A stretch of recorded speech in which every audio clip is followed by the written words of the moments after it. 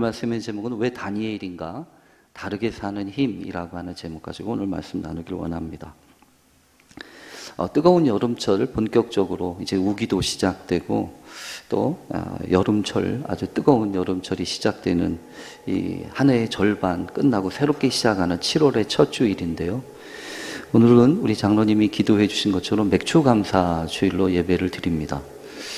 이 맥추절이라고 하는 것은 구약 성경에 기록되어 있는 3대 절기 가운데 하나입니다. 유월절과 또 맥추절과 이 초막절 이렇게 세 절기로 되어 있는데 뭐 이런 것은 아닙니다. 구약에 있었던 절기니까 우리가 신약에도 절기를 지키는 거지. 그런데 여러분 아시는 것처럼 유월절과 맥추절과 이 초막절 여기 가운데서 유월절은 우리가 지키지 않잖아요.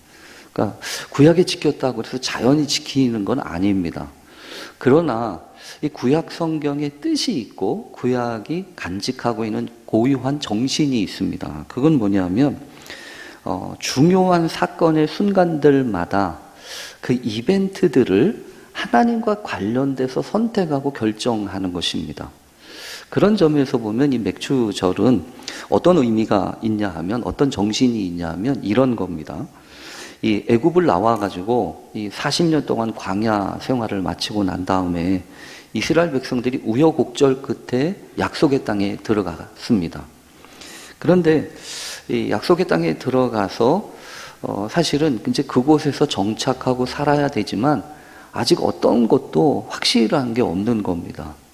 물론 이제 경우에 따라서 만나가 이 광야에서는 만나가 있었지 않습니까? 근데 약속의 땅에 들어가서는 이제 만나도 그치는 거죠. 그러니까 어떻게 뭘 먹고 살아야 되는지부터 시작해서 이제 걱정이 앞서는 거죠. 그래서 보리와 밀을 첫 수주 이렇게 심고 그것을 이제 거두어 들이면서 사실은 이제 처음 결정을 한 것이 다른 게 아니라 우리가 이 감사로 이 시간을 보내는 게 좋겠다라고 결정을 해서 날짜를 잡은 것이 이제 맥추절이라는 것이요. 그러니까 어쩌면 여러분 이 맥추절이라고 하는 의미는 이런 거예요. 모든 것들이 다 해결되고 난 다음에 마지막에 감사한다 이거 아닙니다. 그러니까 지금 어떻게 일은 시작은 했어요. 그런데 아직 중간입니다. 근데 아직 그것이 확실하게 자리 잡지도 않았고 그리고 뭐가 보장이 된 것도 아직 없어요. 근데 지금 삶은 계속되어지고 있는 겁니다. 그런 상황 가운데에서 사실은 무엇을 선택할 것인가 라고 하는 문제가 있지 않습니까? 그러니까 뭘 선택해야 되는 거라는 거죠. 뭐 염려를 선택할 수 있습니다. 후회를 선택할 수 있습니다. 서운하고 아쉽지요. 지나고 보니까 아유 내가 이거 그때 뭘 했었으면 지금 이렇게 고생 안 할 텐데 이런 생각도 들기도 하죠. 그러니까 지나가 버린 기회와 시간들이 한편으로는 아쉽기도 합니다. 그런데 아직 삶은 남아 있잖아요. 남아 있는데 이제라도 시작을 해야 되나? 이제라도 뭘 해야 되나? 그러니까 어중간한 상황이라는 겁니다. 그런 상황 가운데서 염려도 있고 걱정도 있고 원망도 있고 서운함도 있고 아쉬움도 있지만 믿음으로 사는 사람들은 뭘 선택한다고요?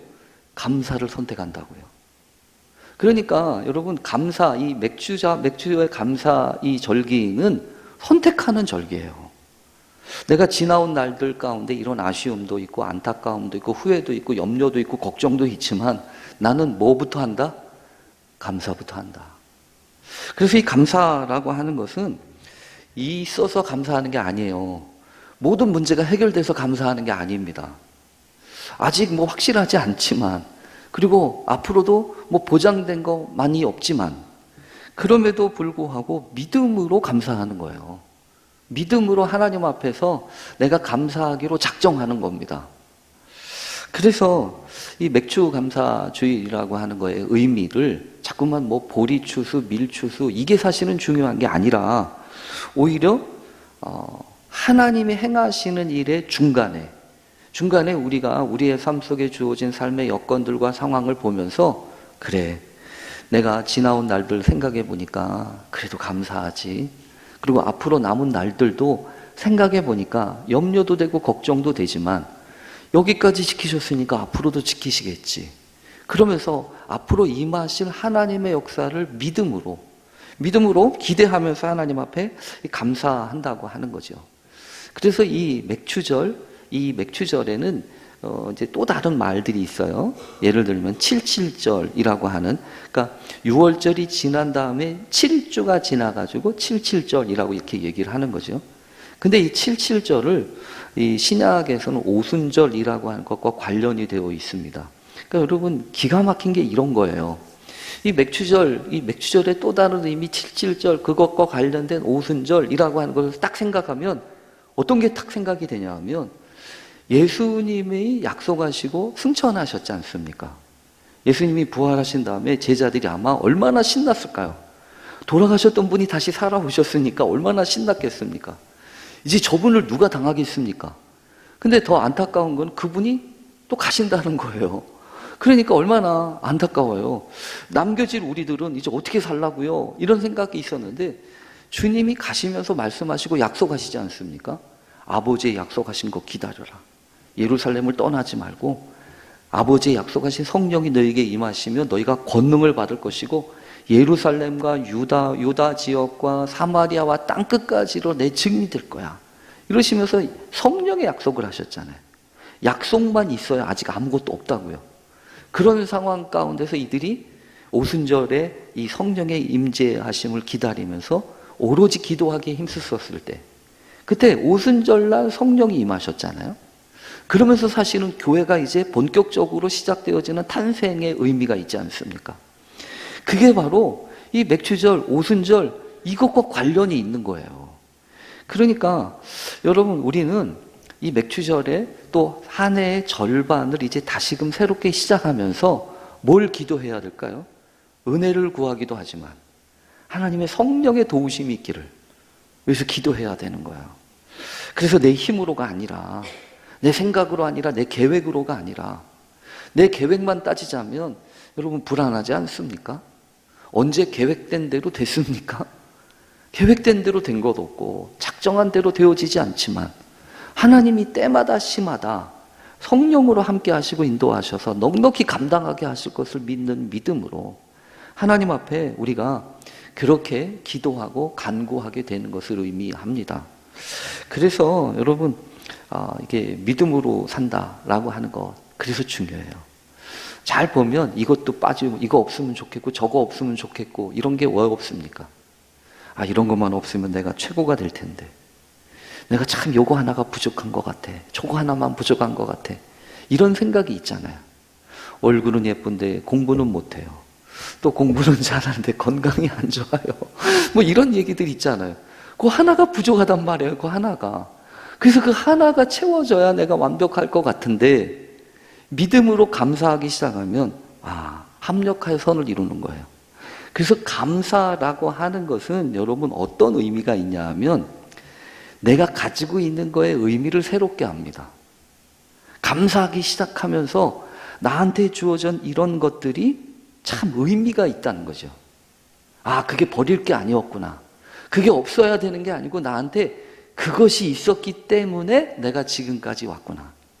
내가 이전에 실패했던 일도 나한테는 부끄러운 과거지만 이제 돌이켜보니까 그때 그렇게 실패했기 때문에 내가 하나님 앞에 기도했고 또 그 기도하심과 그 인도하심을 따라 여기까지 온 거예요.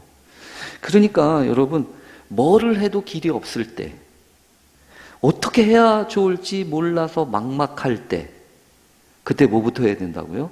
감사부터 하는 거예요. 기도부터 하는 거예요. 교회의 미래를 생각할 때도 그렇습니다. 목회자들이 모여서 이 교회의 미래를 생각하면서 참 막막합니다. 코로나를 지나서 이런저런 어려운 일들이 불거지고 이제 이제 변화된 것은 분명한데 그 신앙은 그거에 따라서 오지 못하는 부분들도 많고, 그러다 보니까 우리 교회 젊은 권사님, 집사님들도 참 교회를 걱정하시고 염려해 주셔서 감사해요. 이래가지고 되겠나? 이게 이제 우리 교회의 미래가 어떻게 될 것인가? 이런 생각을 해보면서도, 그러면서 우리가 딱 맥추감사주의를 맞이하면서 한 해의 절반을 다시 시작하는 이유는, 그래, 하나님이 지키시지. 뭐 누구 교회도 아니고 하나님의 교회일 테니까. 주님이 십자가로 이루신 그 희생의 의미 가운데서 세워진 교회이니까 교회의 미래를 하나님이 지키시고 주님이 지키실 거야. 그 믿음으로 하나님 앞에 기도하게 되는 거죠. 그래서 내가 지금 여기에 있는 거예요. 내가 그래서 지금 여기 있다고요. 오늘 여러분과 함께 다니엘서의 말씀을 살펴보려고 합니다. 교회에서도 사실은요, 다니엘서 이렇게 주기적으로 보게 되는 것 같아요. 제가 봐도 한 2번 정도 이 다니엘서를 일부러 다니엘 새벽 기도회도 이렇게 해서 이렇게 살펴보기도 하고 그랬던 적은 있는 것 같아요. 근데 어쨌든 이 다니엘서를 선택하게 된 이유가 몇 가지가 있어요. 뭐냐면 올해의 설교 플랜, 올해의 주일 설교의 플랜은 속회공과에 맞춰 있다고 제가 말씀을 드렸습니다. 그런데 우리 감리교회 속회공과가 이제 보니까 지금 그래서 에스라서, 느헤미야서, 에스더서를 했지 않습니까? 그 다음에 이제 7월부터 시작되어지는 성경 본문을 보니까 요엘서와 스가랴서가 한 번씩 있고요. 그 다음이 다니엘서예요. 그러니까 이제 다니엘로 가게 되는데 요엘서가 있고 스가랴서가 있는 거죠. 그러니까 요엘서 본문도 있고 스가랴 본문이 한 주씩 있는데 제가 봤더니 그렇게 썩 이어지는 느낌이 없고 이거는 그냥 다니엘로 그냥 가는 것이 좋겠다라고 하는 생각이 들었어요. 그래서 여러분과 함께 오늘부터 특별히 이제 다니엘서와 관련된 말씀을 살펴보려고 합니다. 아마 8월까지 갈지 9월까지 갈지는 잘 모르겠어요. 특히 여러분이 다니엘서는 큰 2가지 특징이 있어요. 뭐냐면 6장까지는 다니엘과 관련된 개인의 스토리들이 쭉 있고요. 그 다음에 7장에서부터는 다니엘이 보았던 환상과 관련된 놀라운 비전의 이야기가 있습니다. 그래서 이 다니엘서는요, 구약 성경의 계시록, 묵시록이라고까지 할 정도입니다. 그래서 이 신약 성경의 계시록을 살펴보기를 원하는 사람들은 먼저 이 구약에 있는 이 다니엘서의 뒷부분, 특별히 역사와 관련된 통찰력을 주는 그 계시의 말씀들을 잘 살펴볼 필요가 있어요. 그래서 오늘 우리는요, 이것까지 전부 다 합쳐서 이런 말씀들을 준비하면서 다니엘서를 보려고 하는데, 특히 제가 이 다니엘서를 기꺼운 마음으로 요엘서와 스가랴서를 빼고 먼저 살펴보려고 하는 것은, 아까도 말씀드린 것처럼 오늘 우리가 직면하고 있는 그 상황이 다니엘이 직면하고 있었던 것과 꽤 궤를 같이 한다라고 하는 판단이 들기 때문입니다. 특히 여러분, 이 코로나를 지나면서 한국 교회에 또 특별히 신앙을 가지고 있는 사람들 사이에게 있어서 알게 모르게 이렇게 확산되어지고 있는 부분들이 있잖아요. 어떤 부정적인 평가들입니다. 비난과 함께 아울러서. 근데 이 도를 넘어요. 물론 있잖아요. 이런 겁니다. 물론 그렇게 원인을 제공한 거에는 물론 상황도 있고 여러 가지 있지만 목회자를 비롯한 한국 교회의 지도자들이 제대로 반응하고 올바른 본을 보이지 못했기 때문에 그런 말들이 비워지는 것도 있습니다. 그러나 여러분 잘 보면 너무 지나친 부분이 많고, 그래서 더 아쉽게 생각되어지는 것이 이럴수록 세상에서, 이런 험한 세상에서 믿음으로 사는 것, 하나님의 자녀로 사는 사람들은 이렇게 산다라고 하는 것을 보여주는 모델이 없는 거예요. 그래서 우리가 이 다니엘서는 그야말로, 다니엘이라고 하는 사람은요, 그야말로 암울한 시기, 위기의 시대를 살면서 믿음으로 사는 게 어떤 것인지를 명확하게 보여준 사람이라는 거죠. 그래서 우리가 이 다니엘의 모습을 살펴보면서 하나님, 우리가 이 시대를 어떻게 다르게 살아야 되는지, 그 다르게 살 수 있는 힘이 도대체 무엇인지를 잘 배울 수 있게 되고 또 간구하게 되기를 간절히 바랍니다. 이 다니엘서는 그래서 성경에서 보면 우리가 알고 있는 것처럼, 여러분 우리가 에스라, 느헤미야, 에스더서를 살펴봤잖아요. 이거는 이미 망한 뒤에, 그리고 포로로 끌려갔던 그 시대입니다. 근데 이 다니엘서는 그렇게 망하기 바로 망하기 직전의 상황이 배경이에요. 그래서 오늘 성경 본문은 이렇게 시작합니다. 다니엘서 1장 1절과 2절을 보면 이렇게 되어 있어요. 유다 왕 여호야김이 다스린 지 3년이 되는 해에 바벨론 왕 느부갓네살이 예루살렘에 이르러 성을 에워쌌더니, 그러니까 지금 이제 나라가 망하기 직전인 겁니다. 여호야김이라고 하는 왕도 나오고 바벨론 왕 느부갓네살도 지금 나오고 있습니다. 근데 여러분 이것을 먼저 살펴보면 지금 바벨론이라고 하는 나라가 나와 있지만 여러분이 성경 전체를 이해하는데 조금 도움이 되느라고 처음 시간이니까 조금 이렇게 전 이야기를 드리는 걸 좀 이해하십시오. 뭐냐면 성경의 이야기들이 이렇게 펼쳐지는 이 배경이 있어요. 그 성경의 이 역사적인 큰 틀의 배경을 보면 여러분 이거는 아시잖아요. 이스라엘이라고 하는 나라가 먼저 생겨진 게 아니고 아브라함으로 비롯된 그 믿음의 사람들의 이야기가 쭉 시작이 되잖아요. 그러면서 거기에 중요하게 나왔던 나라는 애굽이라고 하는 나라였습니다. 그래서 애굽이라고 하는 나라는 창세기와 이 출애굽기의 배경이 되잖아요. 그래서 아브라함도 가끔 애굽으로 내려가고 또 모세는 특별히 애굽이라고 하는 나라에서 이렇게 탈출하기도 하고, 그러니까 애굽은 아주 강 제국이었던 거죠. 그 제국에 비하면 이스라엘은 아주 조그만한 나라입니다. 물론 모압과 암몬과 블레셋과 이런 나라들도 이렇게 조물조물하게 있죠. 그래서 중요하게 생각하는 건 어떤 그 판을 움직이는 제국과 관련된 거예요. 그래서 5대 제국에 대한 이야기를 많이 합니다. 애굽은 5대 제국이 아니에요. 이미 들어가 있기 때문에. 이 애굽을 무너뜨렸던 첫 번째 제국이 아수르입니다. 아시리아라고 보통은 얘기도 하죠. 근데 그 아수르라고 하는 제국이 있다가 그 아수르가 무너지고 새롭게 발흥하기 시작한 제국이 바벨론 제국이에요. 그 바벨론 제국이 있고요. 이 바벨론 제국을 또 무너뜨려서 등장하기 시작한 게 뭐냐면 메데와 바사로 이어지는 이 페르시아라고 하는 바사 제국입니다. 그리고 이 바사 제국, 이 페르시아 제국이 알렉산더라고 하는 탁월한 영도자가 이끄는 그 헬라 제국에 의해서 무너지죠. 그러니까 이렇게 지금 아수르, 바벨론, 페르시아 그리고 헬라까지 왔다가 헬라가 또 신약 성경의 배경이 되는 로마 제국가 무너지는 거죠. 그러니까 이게 5 제국이에요. 그러니까 여러분 이거는 무엇을 뜻하냐면 영원한 제국이 없어요. 세상에는 제국의 시스템을 가지고 있고 강력한 체제를 갖추고 있는 나라들이 있지만 이 역사에 영원한 제국이 없어요.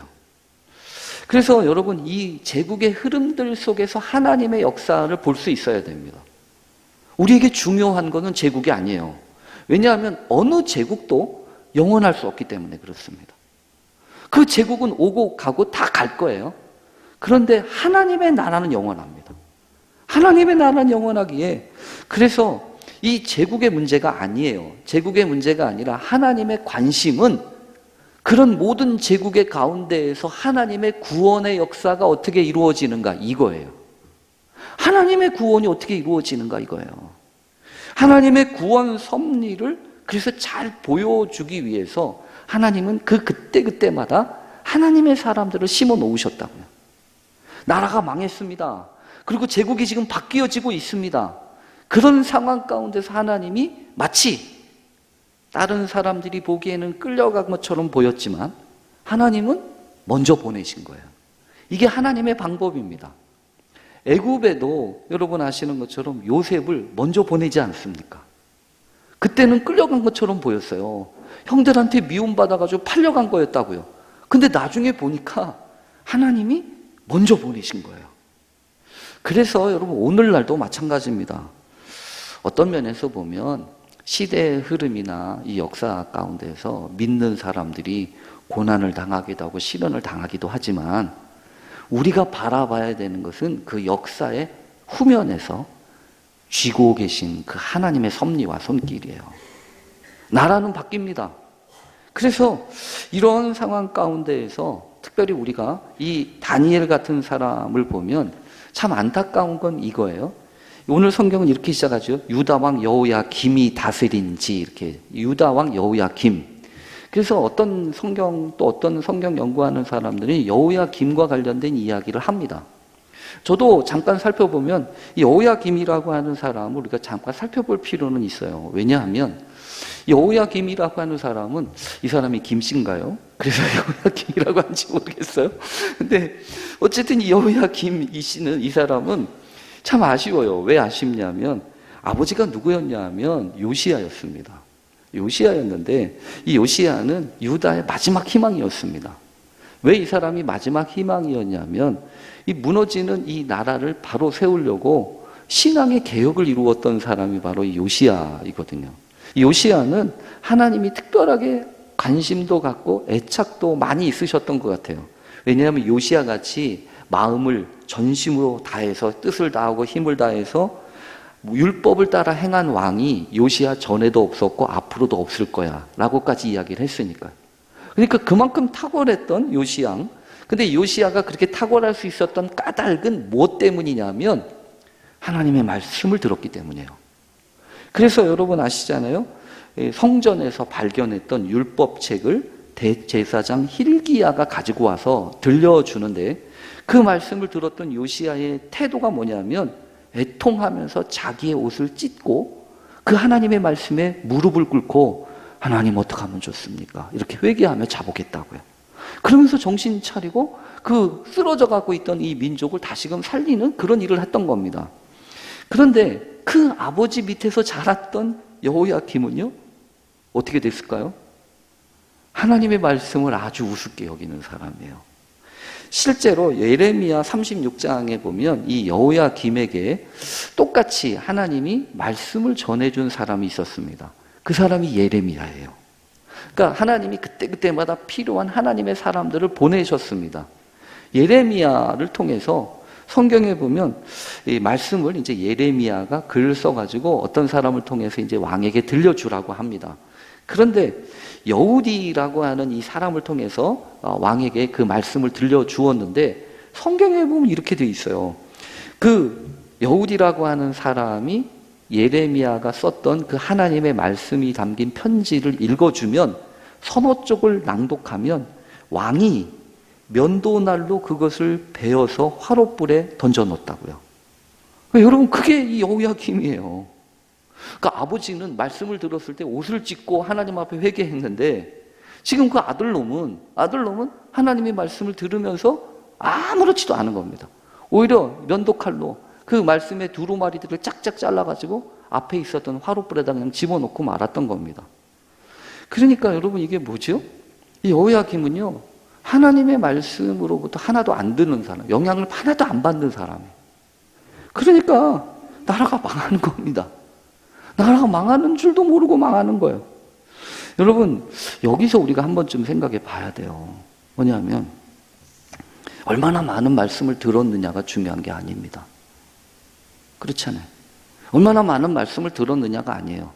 사실 오늘날 교회에 여러분 다니시지만 알지만 오늘날 교회가 설교가 작은 게 아니죠.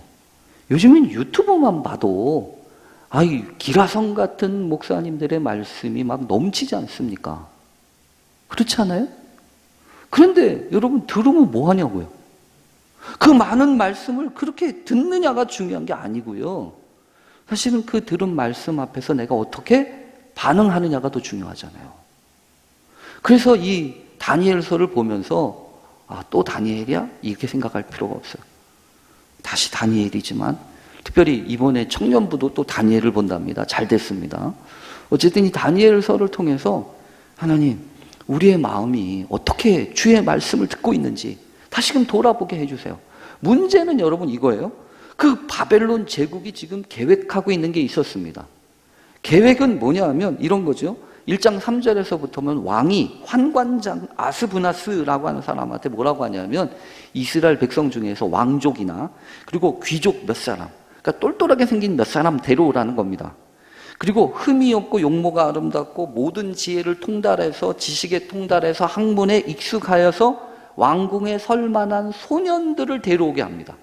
그게 무슨 소리죠? 지금 세상의 방식은 그런 거예요.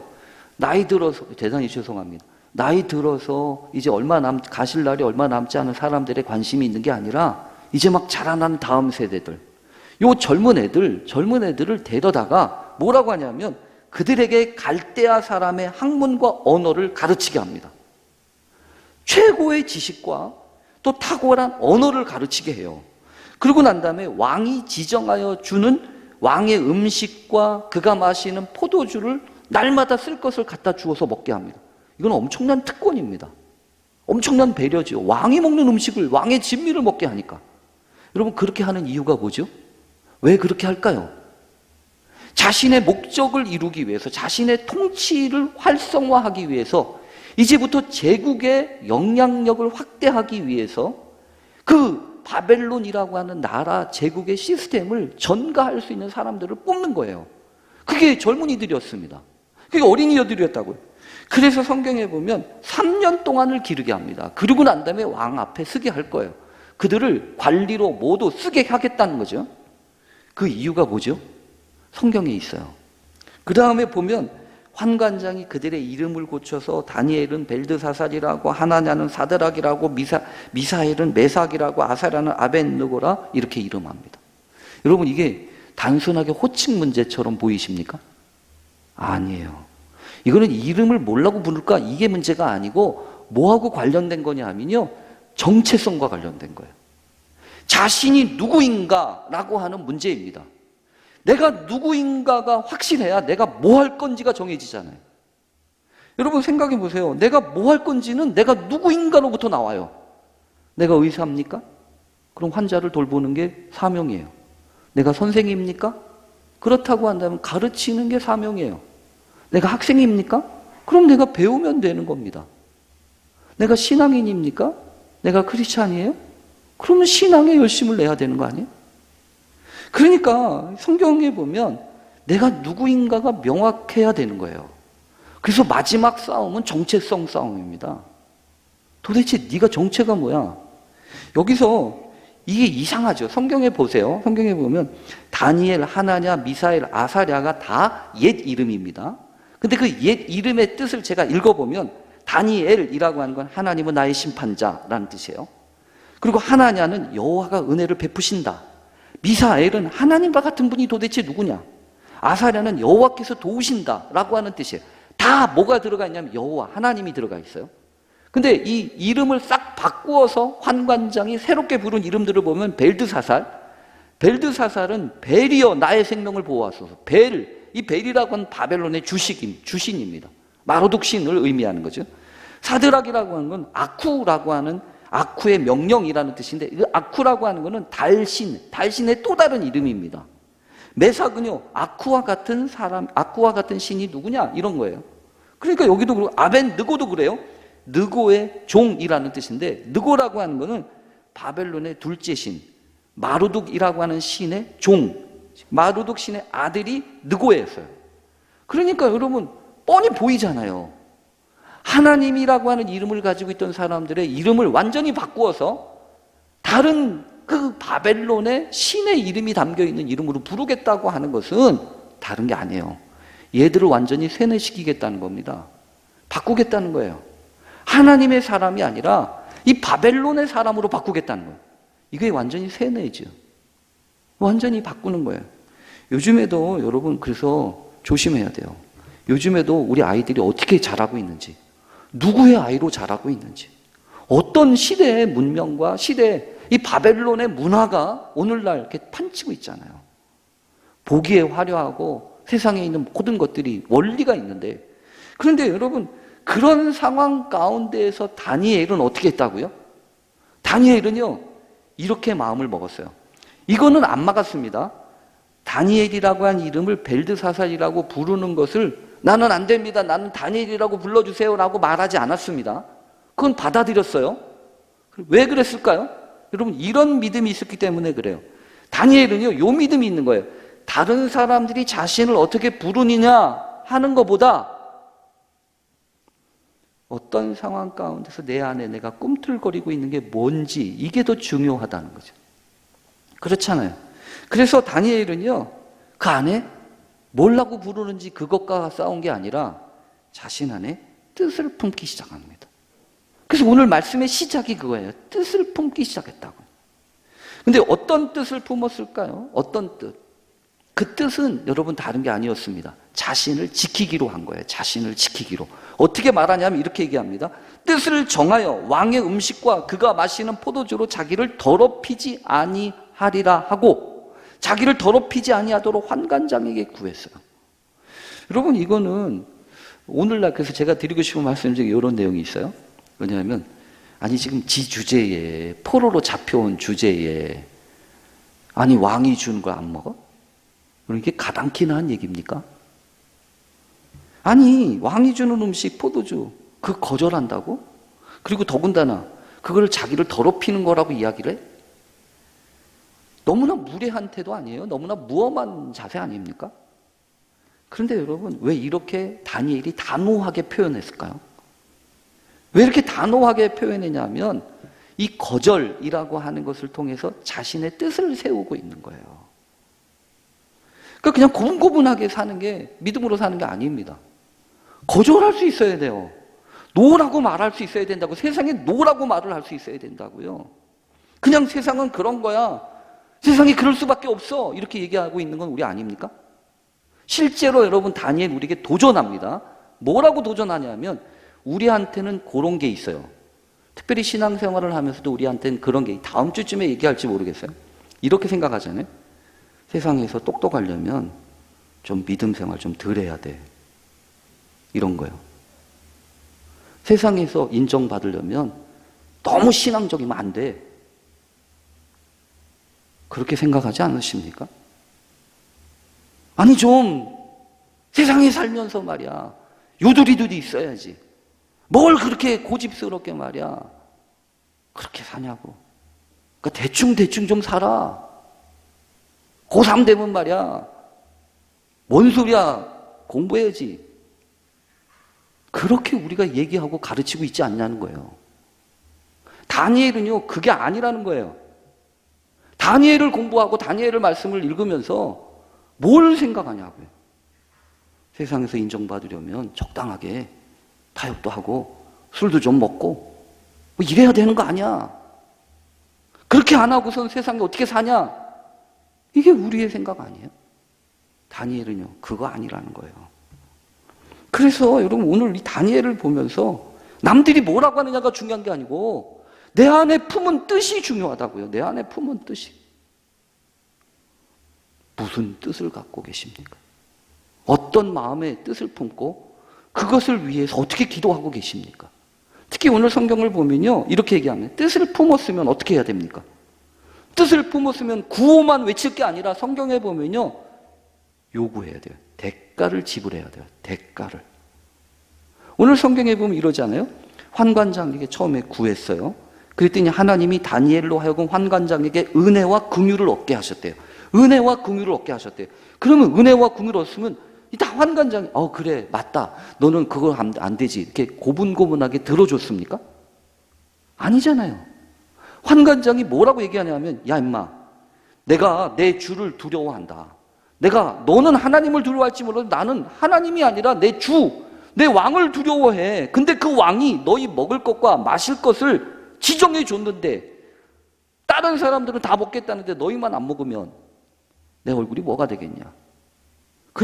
그러면서 그렇게 되면 너희 때문에 내 머리가 왕 앞에서 위태롭게 될 거니까 안 돼. 이렇게 얘기하잖아요. 여러분 은혜라고 하는 게 뭘까요? 은혜라고 하는 건 술술 풀리는 게 은혜가 아니에요.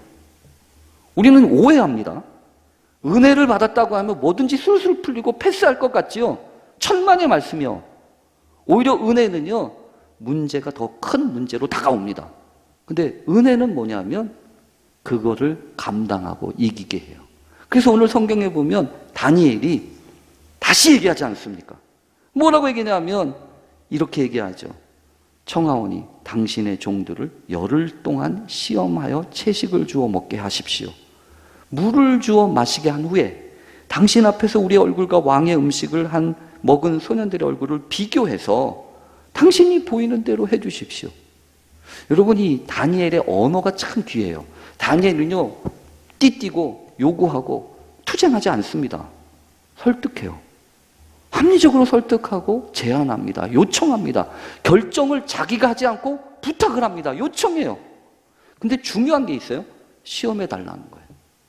저는 이 다니엘서를 묵상하면서 이 정신이 있어야 된다고 생각해요. 남들이 우리를 시험해요. 남들이 우리를 괴롭혀요. 괜찮아요. 왜 우리를 시험하냐고 그렇게 얘기하지 마세요. 왜냐하면 시험을 통해서 증명이 된다고요. 그러니까 뜻을 품었다고 하는 것은 시험, 어떠한 시험이든지 해달라는 거예요. 적어도 믿음으로 사는 사람들한테는 이런 깡다구가 있어야 되는 거 아닙니까? 그냥 인정받는 게 아니에요. 다 뜻은 시험을 통해서 분명해집니다. 문제는 어떤 시험을 어떻게 감당하느냐, 이거예요. 오늘 우리가 다니엘을 시작하면서 하나님 앞에, 하나님, 내가 품고 있는 게 무엇인지, 내가 어떤 것을 통해서 변화되기를 원하는지 다시금 생각하면서 나도 알지 못하는 사이에 내가 가지고 있었던 그 선입견들 다 내려놓는 귀한 은혜가 있게 되기를 간절히 바랍니다. 우리 함께 같이 기도하겠습니다. 하나님 감사합니다. 우리에게 하신 하나님의 계획과 섭리가 무엇인지 온전히 깨닫는 심령들이 되게 해 주시옵소서. 얼마나 많이 들었느냐가 문제가 아니라 그 들은 말씀에 어떻게 내가 반응했는지 돌아보게 해 주옵소서. 예수님의 이름으로 기도합니다. 아멘.